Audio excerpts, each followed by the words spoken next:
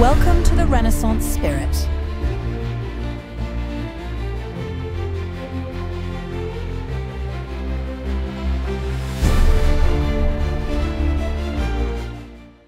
You, posterity, are a curious creature. You study my marble busts, walk the ruins of my walls, and whisper rumours of my affairs like gossip on the Senate floor. But you, too, will face the truth of time's unyielding hand. And that truth, I, Hadrian, am both the builder and the destroyer, the visionary and the fool. This is my story, one of triumph, tragedy, and irony.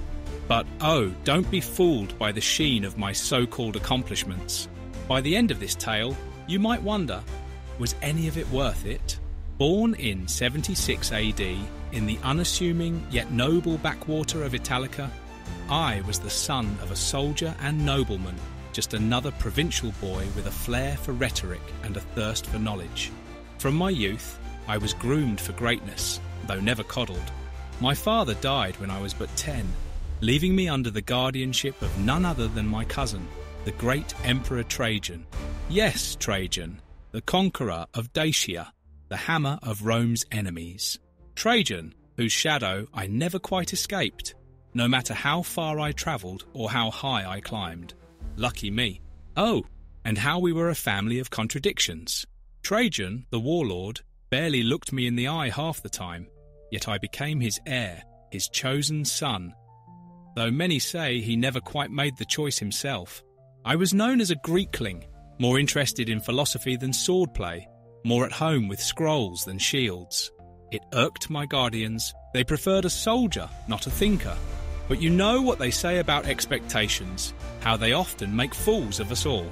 I was educated in Rome, of course, immersed in rhetoric, the liberal arts, and yes, the mystique of Greek culture, much to my father's chagrin, or so I assume he would have frowned had he lived long enough to care. My true family, though, was the sprawling, chaotic, and opportunistic empire that would shape me just as much as I shaped it. It was an empire I would come to both love and loathe. But as I set the stage for my ascent to power, know this: I wasn't born to greatness. I was moulded into it by circumstances, by the whims of fate and the inevitability of ambition. And isn't that the greatest irony? I became everything the empire needed me to be, whether or not I wanted it. Oh, but this is just the beginning. Wait until we discuss the lovers, the betrayals, the walls I built, both literal and figurative. Wait until you hear how I, the man who despised war, inherited a world addicted to it. For now, let's just say that Italica gave birth to me, Rome educated me, and destiny ensnared me. What could go wrong? Next, we'll unravel the scandals, the whispers behind closed doors, and the lovers who shaped my reign. Because, dear friend, every emperor has secrets. Some are just more fun than others.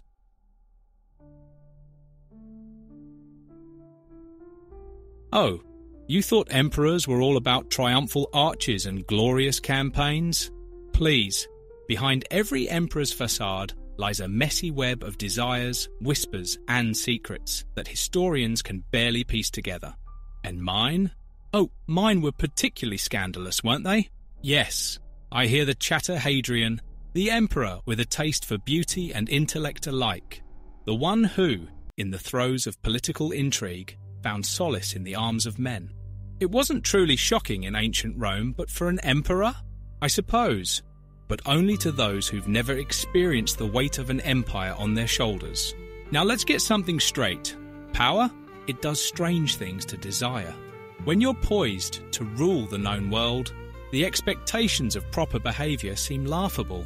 I never much cared for Rome's prying eyes, nor its gossiping tongues. Why should I? By the time I ascended to the throne, I had already learned that an emperor's heart belongs to no one, or to everyone. But let's rewind to my early career before I wrapped myself in the imperial purple. There were whispers about my preferences even then. Of course, the Senate sneered, the soldiers murmured. But who could stop me? My early rise was one of sharp calculation and even sharper alliances. I married Sabina, Yes, to strengthen my claim to the throne. Though let's be honest, our marriage was a political arrangement, not a passion play. Sabina knew it, I knew it, and Rome likely knew it too. But the marriage? It served its purpose, if only to keep appearances tidy while my heart strayed elsewhere. And then, of course, there was Antinous. My beloved, my obsession. Perhaps you've heard of him. A youth of extraordinary beauty found in the provinces. He became the soul I poured myself into during the chaos of ruling. But we'll talk more about him later, won't we? The grief, the mystery, the tragic end it deserves more than a footnote. For now, just know that, like many emperors before me, I loved outside the lines Rome so rigidly tried to draw. As for my ascension to the throne, it wasn't exactly straightforward. Trajan never officially named me his heir, no. He was too busy extending the empire beyond what any rational person could defend. But when Trajan died in 117 AD, I, whether through fate or manipulation, found myself emperor. Some say his wife Plotina helped arrange my succession. I'll leave that to the conspiracists. What matters is that Rome didn't just get another Trajan with a sword. It got me a philosopher king, a man who saw the madness of endless conquest and asked why. Was it necessary? Couldn't we simply hold what we already had? Oh, but my reign would be nothing like Trajan's, for better or worse. Rome would learn to build, not just destroy. But there's no telling that to a city thirsty for blood. Next, we'll delve into what I did with that power once I had it. The walls I built, the wars I avoided, and the ways I reshaped the empire. Because being an emperor isn't just about ruling. It's about surviving the very people you rule.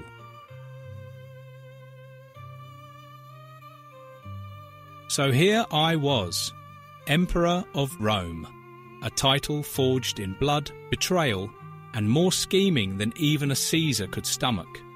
Trajan had left me a vast empire, sprawling from the windswept plains of Britannia to the scorched deserts of Mesopotamia. And me? I looked upon this bloated, overstretched behemoth and thought, well, isn't this a fine mess? You see, Trajan, for all his celebrated conquests, had stretched our borders thin, almost as thin as the patience of the Senate, when they realised I wasn't going to be the second Trajan. No, I didn't share his appetite for endless expansion.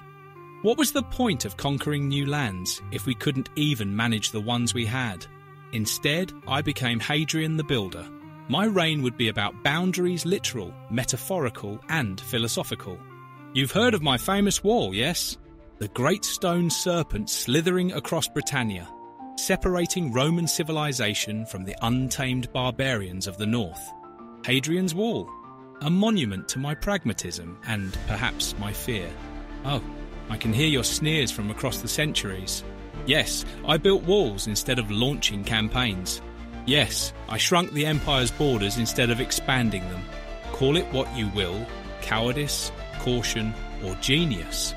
But my wall still stands while many of Trajan's conquests have been lost to time. But that was just the beginning of my building spree. I poured resources into architecture, turning Athens into a shining beacon of culture once again. The pantheon in Rome? That's me. The temple of Venus and Roma? Me again.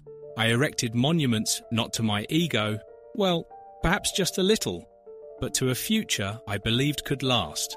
Because deep down, I knew Rome wasn't immortal, no matter how much marble I poured into its foundations. Yet, for all my construction, there was destruction too.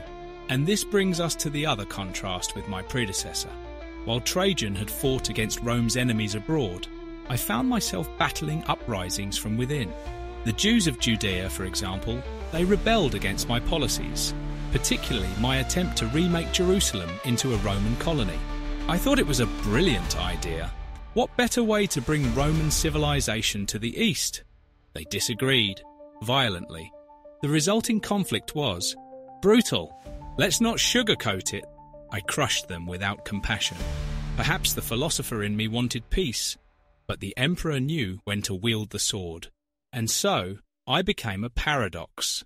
The emperor who built walls to keep the barbarians out, yet tore through his own people when necessary. I was a philosopher who ruled with a pragmatist's iron hand, a man who preached peace but waged war when pushed to the brink. Was it hypocrisy? Maybe. But being emperor means walking the tightrope between ideals and reality. And let me tell you, reality rarely cares for ideals. But don't worry, this is only the midpoint of our journey.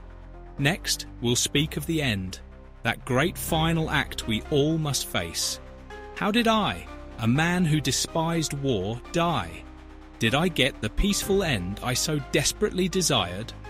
Well, let's just say death, like life, has a way of surprising even an emperor.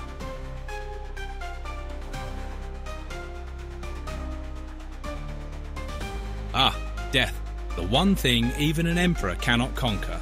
No matter how many walls I built, no matter how many temples bore my name, I could not keep death at bay.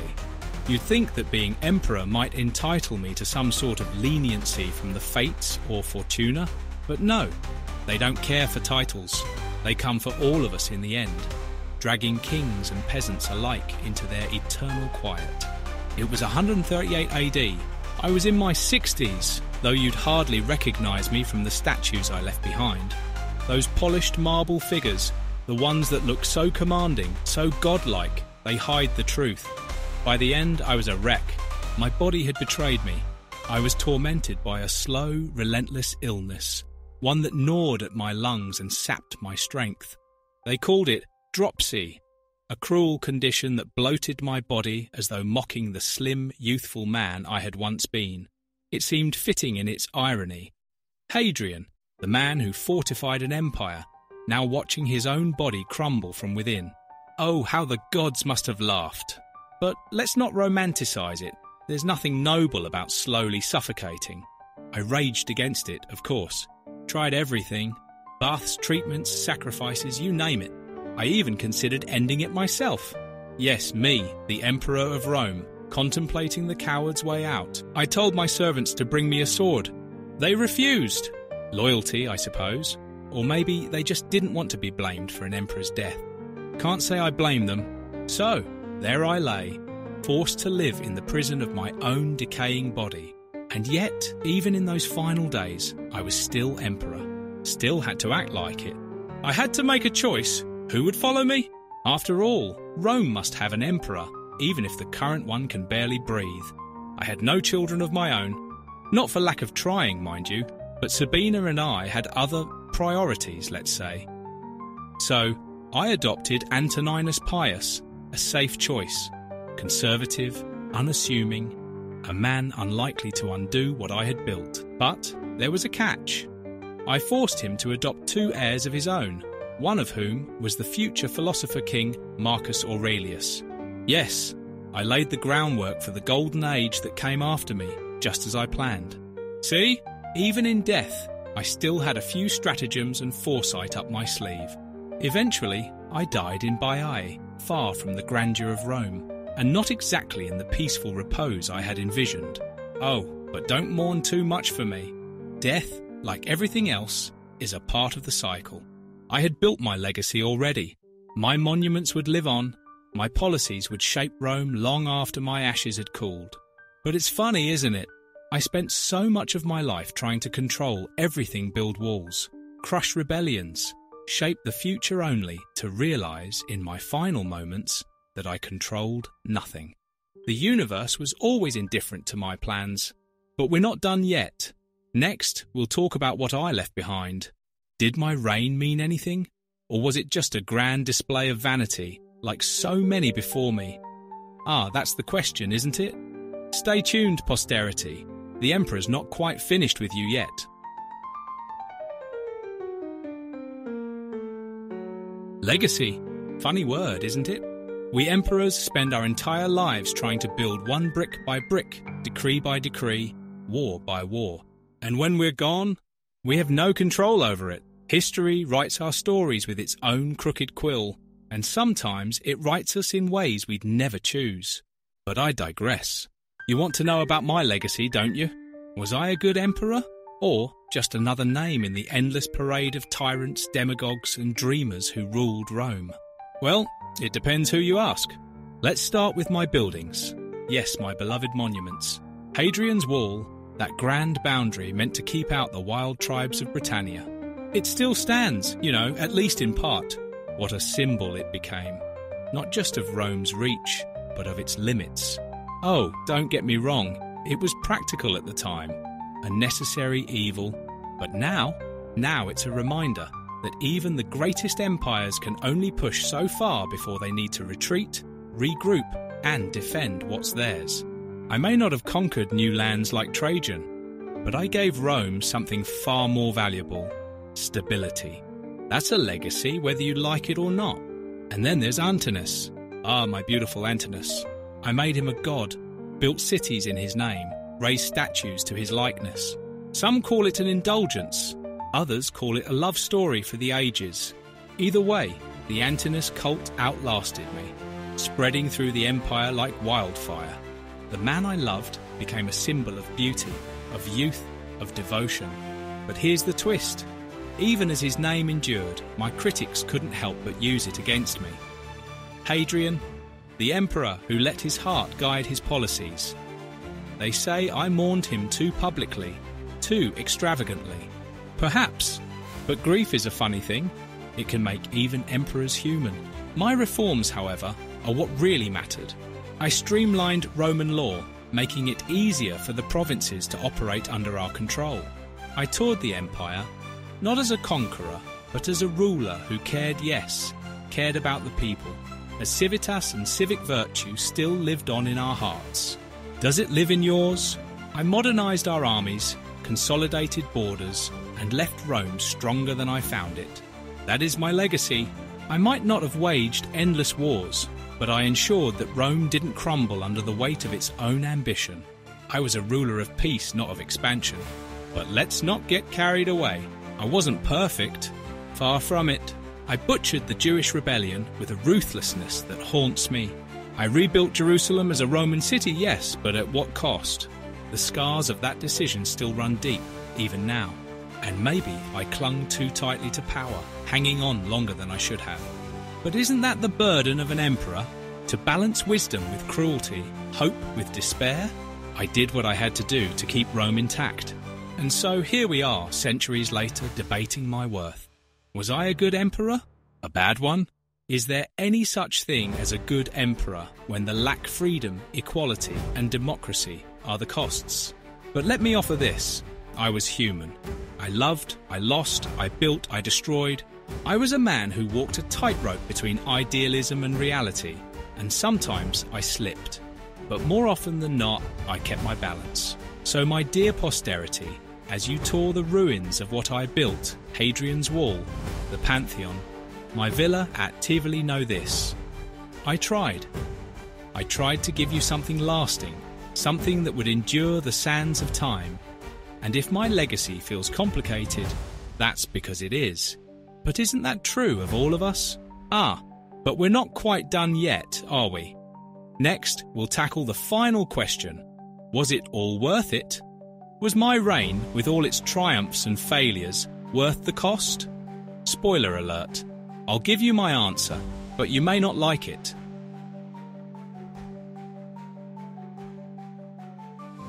And now, the moment of truth. Was it all worth it? The power, the glory, the endless balancing act between love and duty, cruelty and kindness. If you're expecting a simple yes or no, I'm afraid I'll disappoint you. I lived a life of paradoxes, as many of us do, and my legacy is no different. Let me start with a confession. If you're looking for the idealistic version of Hadrian, the one who whispers sweet nothings about equality, freedom, and the pursuit of liberty, you might want to reconsider. My reign was complicated. I cherished those ideals that I learned in youth.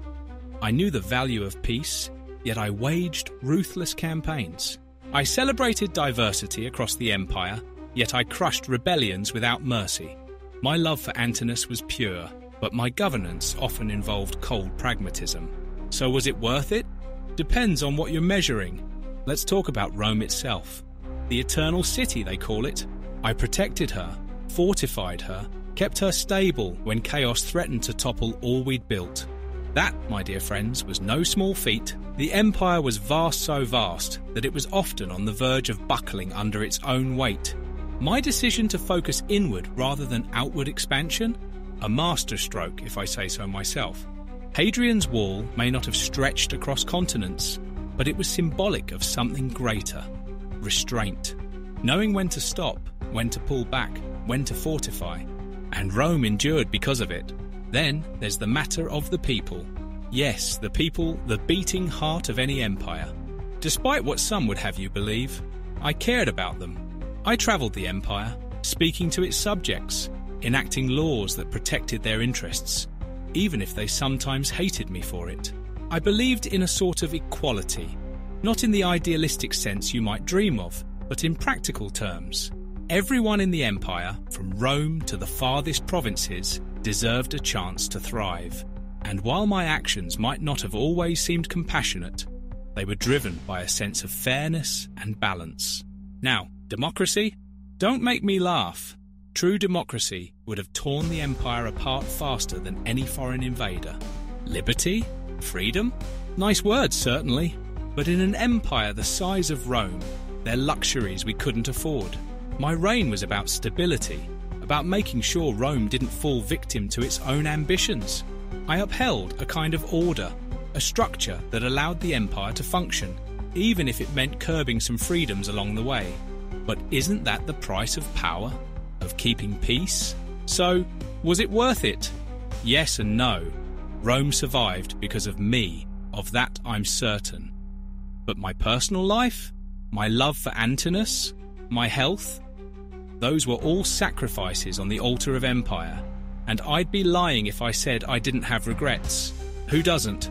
But I made my choices and Rome endured. That has to count for something. Now, as you sit there, likely from the comfort of your modern homes, wondering if any of this matters, let me remind you, the world hasn't changed as much as you think. Sure, you don't have emperors anymore, or do you? A question for another time. Check out Cicero's fine video on Trump next. But you still wrestle with the same issues. Power, freedom, equality, governance. These struggles are timeless, and so is my story. And if you learn anything from my life, let it be this. True leadership isn't about the grand gestures or the towering monuments.